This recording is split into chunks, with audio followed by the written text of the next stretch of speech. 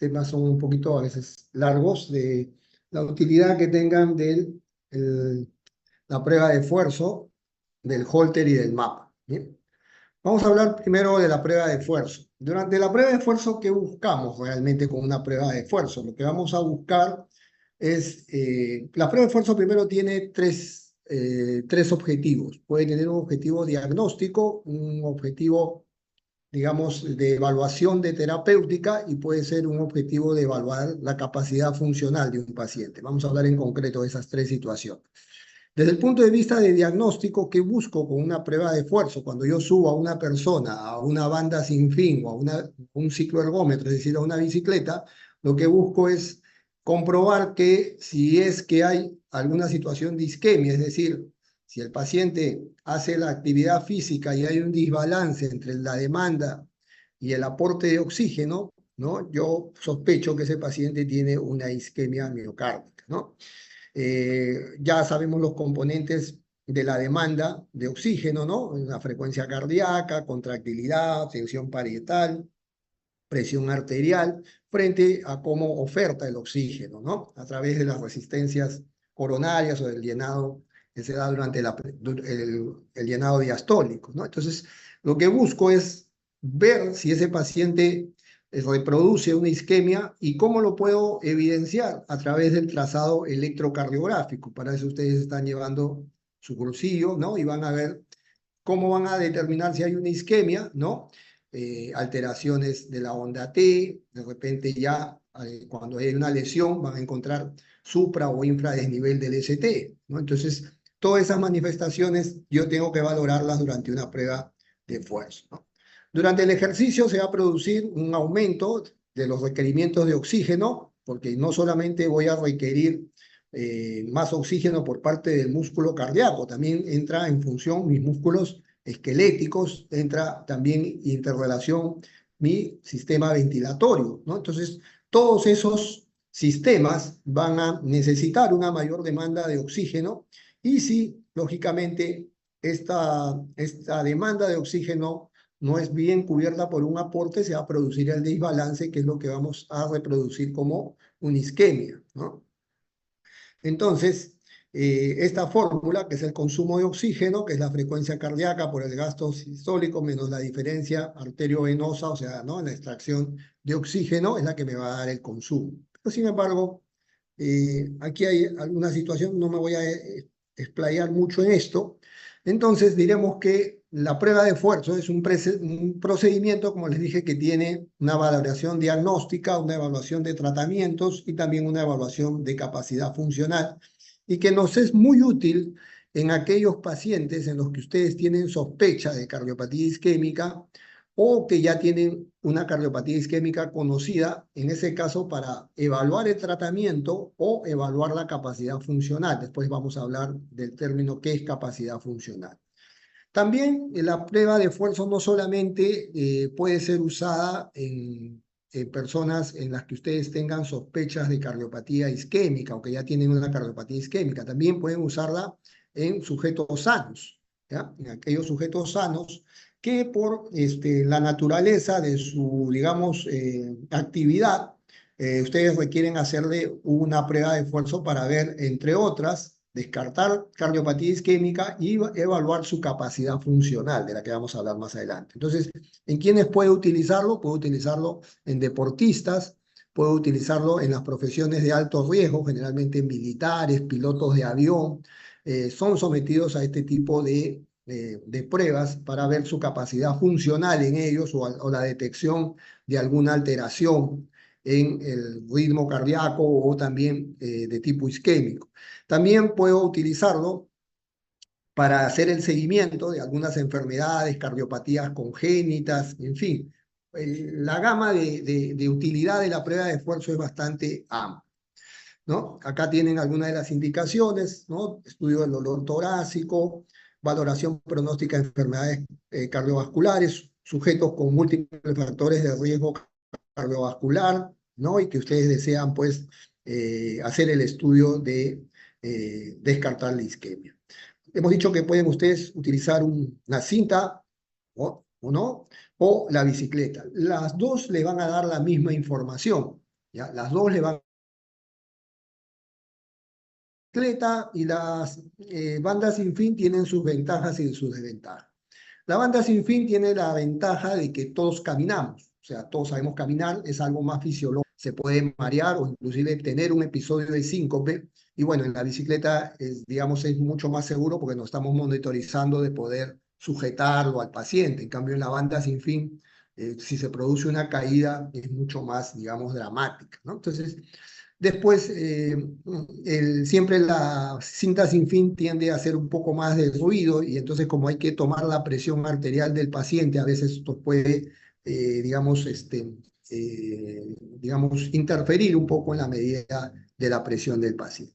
Como ustedes ven aquí, miren, el paciente está conectado por un Bluetooth, por un sistema, está al monitor, y aquí el profesional médico, ¿no?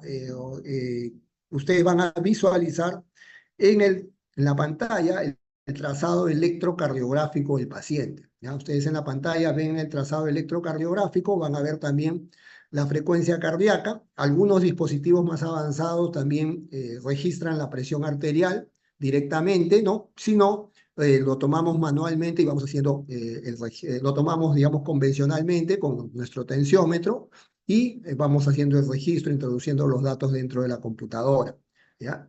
El paciente tiene que estar, ustedes como ven aquí, la profesional está mirando al paciente, porque hay que estar muy atentos a cualquier alteración del paciente, de repente se pone pálido, porque muchas veces al paciente le decimos, ¿cómo se siente, señor? Sí, estoy bien, y ustedes lo ven pues que ya se pone pálido, que entonces hay que estar no solamente mirando el monitor, sino controlando al paciente. Normalmente le tomamos primero al paciente un electrobasal en reposo, ¿ya? Generalmente es un electrobasal en reposo para poderlo comparar después con el electro durante el esfuerzo, ¿ya? Bueno, los equipos actuales nos permiten monitorear las 12 derivaciones, es lo ideal, ¿ya? Los equipos antiguos generalmente solamente tomaban 3 derivadas, pero hoy tenemos la ventaja de poder monitorizar, hacer un monitoreo completo. No solamente evaluamos al paciente durante el esfuerzo, sino durante el post-esfuerzo. Una vez que el paciente ha terminado la prueba, controlamos generalmente unos 5 o 6 minutos post-esfuerzo, porque muchas veces aparecen situaciones como arritmias, infradesnivel del ST, que no aparecen en el esfuerzo, sino aparecen muchas veces post-esfuerzo. Por eso es que cuando terminamos la prueba de esfuerzo, generalmente lo dejamos al paciente unos 5 o 6 minutos hasta que se recupere y seguimos monitorizando. ¿Cómo calculamos a qué frecuencia o a qué nivel de esfuerzo voy a llevar al paciente? Se hace en base a la frecuencia cardíaca. En los varones la fórmula es 220 menos la edad y en las mujeres es 210 menos la edad. Es decir, si yo tengo un paciente de 40 años, al nivel de esfuerzo que lo voy a llevar es 220 menos 40 hasta 180 latidos, hasta que alcance 180 latidos. Y si es una mujer de 40 años, lo llevaré hasta un esfuerzo que alcance una frecuencia cardíaca 210 menos 40, 170. Ese es el umbral máximo. Sin embargo, yo tengo también lo que llamamos una frecuencia cardíaca submáxima, que es el 85% de la frecuencia cardíaca máxima que ustedes calcularon. En el caso del varón, nosotros le calculamos 180, ¿no? Entonces, el 85% de esa frecuencia cardíaca máxima, aproximadamente 155, ese es mi submáximo. ¿Qué quiere decir? Que yo a ese paciente de 40 años que le voy a hacer una prueba de esfuerzo, debo llevarlo para que mi prueba tenga validez, para que me pueda dar información, yo debo llevarlo entre un rango entre 155 como mínimo hasta 180 como máximo, ¿no? Entonces, ese es el rango de frecuencia a la que yo debo llevarlo al paciente al esfuerzo para que mi prueba tenga validez. Igual en las mujeres, 210 menos la edad, y ustedes aplican, calculan su frecuencia cardíaca máxima y calculan su frecuencia cardíaca submáxima, y ese es el rango al que ustedes lo van a llevar en la prueba de esfuerzo, ¿no? ¿A qué velocidad voy a ir? Bueno, para eso están los protocolos, ¿ya? Los protocolos les van a indicar la velocidad y el grado de inclinación a la que va a ir la faja, ¿ya? Entonces, el más usado es el Bruce, después el Bruce modificado, el Naughton, que son protocolos de intensidad, digamos, más suave, ¿no? Entonces, igual la información les va a dar la misma información, usen el protocolo que usen, usen bandas sin fin o usen bicicleta, ¿ya? Acá, por ejemplo, tienen un protocolo de Bruce, que es el más usado. ¿Qué hago? Calculo a qué frecuencia lo voy a llevar a mi paciente, le calculo su submáxima y lo voy a subir. Este protocolo de Bruce lo usamos en la banda, ¿ya? En la faja sin fin. Entonces, en la primera etapa, la máquina va a ir a una velocidad, las máquinas pueden estar en millas o en kilómetros, ¿ya? En este caso, la velocidad está en millas por hora, ¿no? Va a ir a 1.7 con un grado de inclinación, una pendiente, es decir, como si el paciente subiera una escalera de 10%. Esto se programa automáticamente, la máquina ya viene con el software programado. Ustedes ponen protocolo Bruce, ¿no? El protocolo que ustedes cojan, ponen protocolo Bruce y la máquina automáticamente va a calibrar su velocidad y su pendiente. Y esa fase inicial dura 3 minutos, ¿ya? 3 minutos. Pasan los 3 minutos y automáticamente la faja va a elevar la velocidad, va a elevar el grado de pendiente durante esos 3 minutos. Y así ustedes, ustedes van evaluando al paciente, ¿no? Su frecuencia cardíaca, viendo su electro, viendo esto, el otro, hasta que complete su prueba, ¿ya? Hay, como acá tienen otro protocolo que es el Naughton, que como ustedes ven es un protocolo mucho más, digamos, de menor intensidad, ¿ya? De menor intensidad y que le vamos a dar, pero me va a dar la misma información. En este protocolo, la velocidad de inicio es mayor, pero no tiene pendiente, como ustedes ven, y los tiempos son más cortos, 2 minutos, y permanece casi la misma velocidad, y lo único que le voy haciendo es variando la pendiente, pero, digamos, más graduado. Entonces ustedes dirán, pero ¿y a quién le pongo cada protocolo? Eso lo determinan ustedes en base a la condición física del paciente. No es lo mismo que yo suba a la máquina a un paciente de 50 años que suba a un paciente de 70 años, ¿no? Entonces, al de 70, lógicamente le buscaré un protocolo, digamos, más de menos intensidad, que la subida de la pendiente sea mucho más gradual, mientras que al más joven, lógicamente, le pondré una intensidad mayor. Hay protocolos inclusive para jóvenes, ¿no? Gente de edad, digamos, menor de 30 años, con protocolos mucho más intensos, ¿no? Con pendientes mucho más altas, y el protocolo de deportistas, que es un protocolo ya para una persona entrenada, pues con una velocidad bastante intensa. Pero la información que les va a dar es la misma, ¿ya? Es la misma información. ¿A todos les puedo hacer prueba de esfuerzo? No, por supuesto que hay contraindicaciones, como todo procedimiento. Yo no se me va a ocurrir hacerle prueba de esfuerzo a un paciente que recién ha tenido un infarto de miocardio, ¿no? O en aquel paciente que está con una angina inestable. Tampoco a los pacientes que tienen una estenosis aórtica severa, ¿no? O aquellos pacientes pues que estén con algún tipo de situación aguda, ¿no? Entonces generalmente tenemos que tener mucho cuidado con eso, o en aquellos pacientes que tengan algún tipo de incapacidad física, alguna limitación, ¿no? No podemos hacerle pues prueba de esfuerzo a alguien que tiene pues digamos un problema musculoesquelético importante, ¿no? Entonces, que no va a poder caminar o no va a poder trotar o correr con facilidad, ¿no? Entonces, hay esos pacientes, tenemos que ya hacerle otro tipo de pruebas para buscar isquemia, ¿ya? Y bueno, hay otras contraindicaciones relativas que ustedes están viendo acá. ¿Qué evalúo en una prueba de esfuerzo? Voy a evaluar el electrocardiograma, ¿no? Si hay depresión, elevación del segmento ST, si hay arritmias. Tengo que evaluar la frecuencia cardíaca y la presión arterial. La frecuencia cardíaca ya hemos dicho que me va a marcar hasta dónde voy a llevar a mi paciente en el esfuerzo. Y ver los parámetros clínicos, ¿no? Si el paciente me dice tengo dolor de pecho, ¿no? Entonces hay que mirar el electro, o inmediatamente para ver si se corroboran con algún tipo de alteración electrocardiográfica, si hay disnea, ¿no? O si ya el paciente pues, se pone pálido o la sensación inminente de un 5. Y les decía que la capacidad funcional. ¿Qué es la capacidad funcional? La capacidad funcional es la capacidad que tenemos todos para realizar una actividad física, ¿no? Probablemente si yo les hago a ustedes una prueba de esfuerzo, van a salir con una posibilidad de hacer METs, El MET es una unidad metabólica, un equivalente, una tasa de equivalente metabólico que tiene que ver con el consumo de oxígeno. ¿Ya? Todas las actividades de nuestra vida diaria están graduadas en METs, es una escala internacional. Cuando yo digo que una persona puede hacer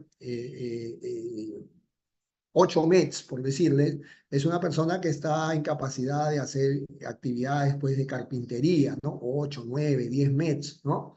Si hace pues 3 METs, es una persona que tiene capacidad para hacer actividades habituales, ¿no? Asearse, lavarse o tener relaciones sexuales es 5 METs, ¿no? Entonces, toda la actividad de nuestra vida está graduada en METs. Entonces, cuando yo le hago la prueba de esfuerzo a un paciente, me va a dar la información de los METs que hace ese paciente y yo puedo decir, este paciente puede hacer tal tipo de actividad, puede hacer esta actividad, puede hacer esta y esta no, porque no alcanza los METs para cumplir esa actividad. Ese es un parámetro muy importante que nos da la prueba de esfuerzo, ¿no?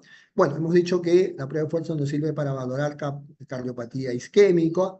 Eso lo hacen ustedes a través de la evaluación del electro. No me voy a quedar mucho con los temas porque esto ya seguramente quienes vayan a hacer la especialidad lo harán con más. Pero, por ejemplo, miren cómo empieza un paciente, ¿no? Con el protocolo de Bruce en etapa 1, las derivadas inferiores 2, 3 y ABF. Y a los 5 minutos, miren cómo comienza a ser ya un infradesnivel. Ya eso me va dando, miren en B3 cómo empezó, B4, B5 y B6, ¿no? Miren la línea isoeléctrica y miren a los 5 minutos ya hay un marcado infradesnivel, ¿no? Entonces esto ya me da una información de isquemia, ¿no? Isquemia en este paciente, ¿no? Al esfuerzo ha hecho infradesnivel del ST, ¿no? Aquí también tienen otros trazados, ¿no? Sobre información de isquemia, pero no solamente puedo ver isquemia, puedo ver si presenta arritmias, ¿no? La presencia de extrasístoles, auriculares, ventrículos. Aquí tienen los criterios de mal pronóstico en una prueba de esfuerzo si el paciente hace disnea o angina. Cuanto menor sea, digamos, cuanto más precozmente sea la aparición de síntomas o cambios electrocardiográficos en un paciente a baja carga, ¿no? O sea, a ver, empieza 2, 3 minutos y comienza a ser infradesnivel del ST. Será mucho más grave que alguien que hace un infradesnivel del ST pues a los 9 o 10 minutos de prueba, ¿no? O que comienza a hacer angina a los 2, 3 minutos frente a alguien que lo hace de repente post-esfuerzo, ¿no? Entonces, la severidad de la sintomatología está muy ligada al momento que aparece durante la prueba, ¿no? Y estos son algunos de los parámetros que ustedes pueden ver. Bueno, según los METs que hace una persona, podemos clasificarla de capacidad funcional 1 si hace entre 7 a 16 METs, para que tengan en cuenta más o menos un deportista entrenado, un futbolista, uno puede hacer 18, 19 METs tranquilamente, ¿ya? Mientras que un paciente pues, con una clase deteriorada y comprometida no llega ni a 3 METs, ¿no? Entonces, es importante la valoración de la capacidad funcional, ¿no? Tenemos criterios para finalizar la prueba. La prueba de esfuerzo en hipertensión arterial, ojo, la prueba de esfuerzo la usamos para evaluar comportamiento de la presión arterial, no para diagnóstico, ¿ah? Mucho cuidado. La prueba de esfuerzo no me sirve para diagnosticar hipertensión arterial. Para diagnosticar hipertensión arterial, ya ustedes saben, ¿no? Mapa, control intradomiciliario o control en el consultorio, ¿ya? Pero no la prueba de esfuerzo. Es cierto, yo mido la presión arterial durante una prueba de esfuerzo, evalúo la respuesta presora, pero no es diagnóstica, ¿ya? Solamente me da el comportamiento de la presión arterial durante el esfuerzo e inclusive me sirve para evaluar el tratamiento también antihipertensivo durante el esfuerzo.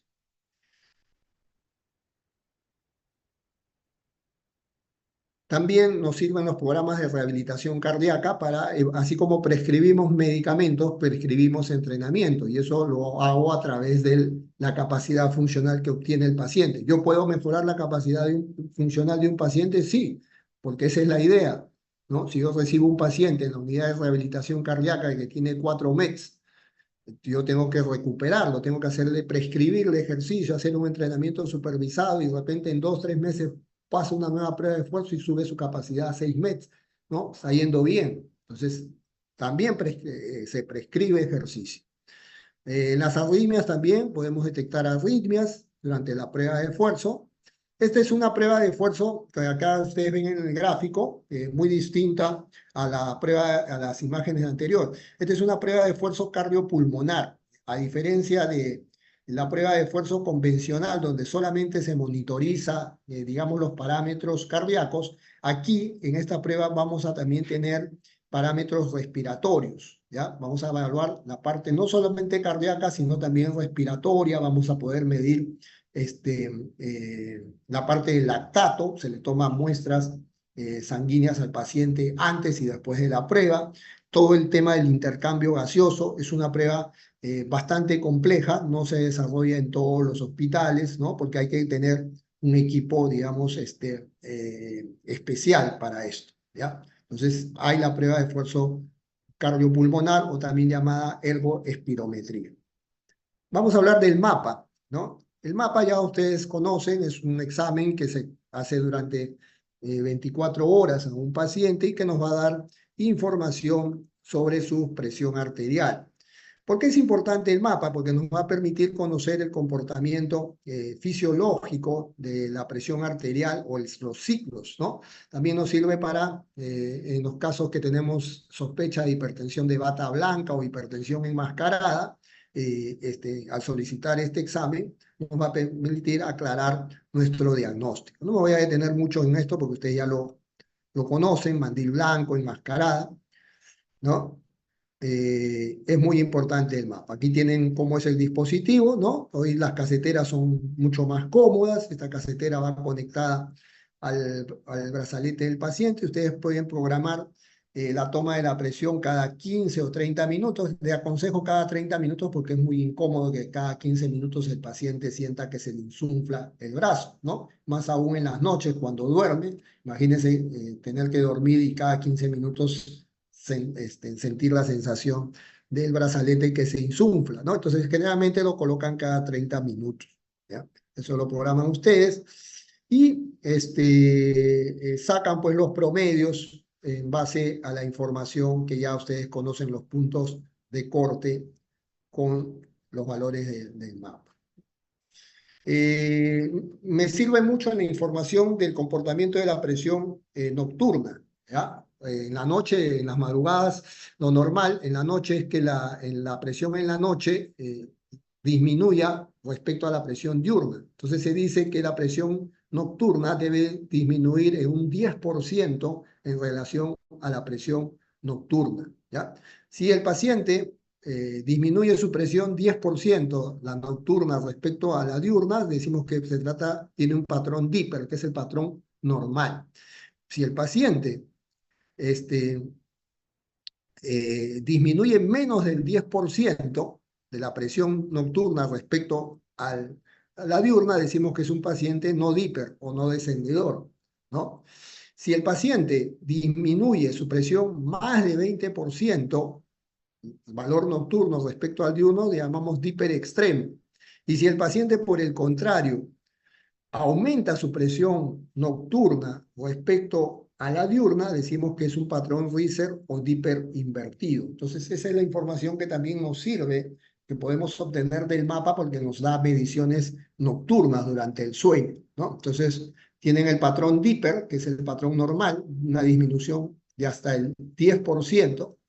Tienen un patrón no Dipper, que es que no llega al 10%, tienen un patrón Dipper extremo, que es caídas de más del 20%, y tienen el Dipper invertido o Riser cuando la presión nocturna se eleva respecto a la diurna, ¿no? Entonces, esos también son considerados factores de riesgo si el paciente presenta patrones de Dipper extremo o Riser o Dipper invertido, ¿no? Bueno, y finalmente vamos a repasar un poquito lo que es el Holter, ¿ya? El Holter es un dispositivo que nos permite medir, tener un trazado electrocardiográfico de 24 horas o de 48 horas y detectar arritmias, bloqueos, en fin, ¿no? Todo esto. Miren cómo empezó este tema del Holter, ¿no? Era una mochila prácticamente que portaban los pacientes, ¿no? Y que y que le registraba el monitoreo cardíaco, ¿no? Este dispositivo, más o menos, esta foto data del año 1947, ¿no? Y luego, como les dije, las indicaciones más importantes, el estudio de las arritmias, de las extrasístoles, ¿no? Y nos sirve, pues, como les dije, este monitoreo electrocardiográfico muy importante. También en los pacientes que han tenido episodios de síncope, ¿no? Para detectar si es que hay alguna manifestación o algún tipo de bloqueo que pueda explicar este fenómeno. Miren ahora la diferencia de la gran mochila que portaba Holter en el año 1947. Hoy tenemos dispositivos muy pequeños, muy prácticos y que me permiten trazar el estudio electrocardiográfico durante 24 a 48 horas, ¿no? Estas son las caseteras actuales, miren, ¿no? Y como les dije, ustedes pueden hacer el estudio 24 o 48 horas según como ustedes precisen. Acá, ¿qué cosa ven? ¿Quién se anima a decir? Ya esto lo han visto. ¿Qué es lo que ven ahí? A ver, ¿alguien? ¿Qué ven en este electro? Está facilito, ¿ah? ¿Cómo no? Ya tienen 3 semanas, ya tienen que haber visto esto, o no han visto todavía. No, quito ¿Ya han esto. visto? ¿Sí? No, pero hay algo muy notorio, que es, este es el latido normal, está precedido de onda P, ¿no? Este es el latido normal, precedido de onda P, este es el latido. ¿Y esto qué es? ¿Es el puntero? ¿Qué son estas? Extrasístole. Muy bien. ¿Qué tipo? ¿Ventricular o auricular? Muy bien, doctora, complete. Auricular porque tiene onda P. No, no tiene onda P. Lo que usted ve Ah, acá es la onda ventricular. T, ventricular. Muy bien. Acuérdense que las extrasístoles ventriculares se caracterizan por tener un QRS deformado. Es un QRS ancho, no tiene onda P, y que la dirección del complejo QRS, la onda T, está en oposición a la dirección del complejo QRS. Miren, acá esta extrasístole tiene un QRS positivo y la onda T es negativa. Y acá ustedes tienen otra extrasístole donde el QRS tiene una dirección negativa y la onda T es positiva, ¿no? Y son complejos QRS deformados o anchos, ¿ya? Son extrasístoles ventriculares polimórficas, ¿ya? Polimórficas porque tienen distinta morfología. Muy bien. Entonces, todo esto me va a permitir tener cuando hagamos un hold, ¿ya? Muy bien. Entonces, eso era lo que quería compartir con ustedes. No sé si hay alguna pregunta, alguna duda sobre estos procedimientos, ¿no?